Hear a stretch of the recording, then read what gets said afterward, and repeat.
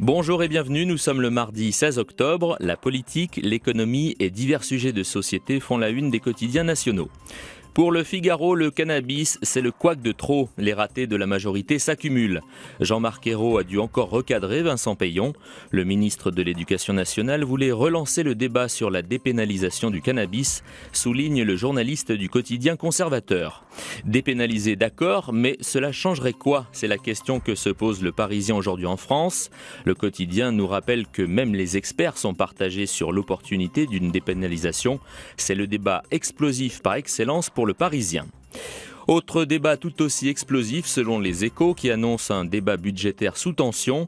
Hausse d'impôts ou baisse des dépenses, la polémique qui divise les économistes, notent les Échos. L'Assemblée se penche à partir d'aujourd'hui sur l'examen du budget 2013 d'une rigueur inédite. Le projet de loi de finances 2013 vise à tenir l'engagement d'un retour du déficit public à 3% du PIB l'an prochain. Pour y parvenir, le gouvernement a inscrit 24 milliards d'euros de hausse d'impôts et plus de 10 milliards d'économies dans les dépenses. Sur le même thème, l'humanité se demande mais où est passé le budget de combat? Le président et le Premier ministre nous avaient annoncé des décisions de relance économique, mais en se privant de nouvelles recettes, le projet de loi de finances accompagne l'austérité, déplore le journal Militant. Alors dans ce contexte plutôt morose, Le Monde s'inquiète devant les nouvelles fractures sociales consécutives à la crise. Le journal souligne l'écart se creuse entre les grandes villes et les territoires où le chômage se fait dévastateur. Depuis 2007, certaines zones s'enfoncent dans le déclin productif. Près de 20% de la population du pays se trouve aujourd'hui dans des régions où l'emploi est très vulnérable. La Croix publie à l'occasion de la Journée mondiale de l'alimentation un sondage exclusif du CCFD et enquête sur les terres agricoles très convoitées par les investisseurs privés.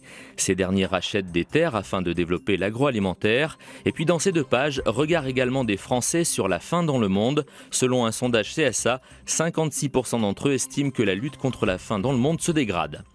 À la une de Libération, la révolte des musées. Le journal de gauche nous explique que le Louvre, Orsay, la BNF, Versailles ou encore Beaubourg s'alarment dans une lettre adressée à la ministre de la Culture du projet de taxation des œuvres. Enfin, l'image du jour s'arrête à Madrid. Les Bleus vont voir rouge ce soir à l'occasion du match contre l'Espagne, la meilleure équipe du moment. Un rendez-vous capital sur la route du Mondial 2014. Le Parisien, aujourd'hui en France, nous invite à prier pour eux. Eux, ce sont les Bleus. Cela ressemble à une mission impossible. Amen.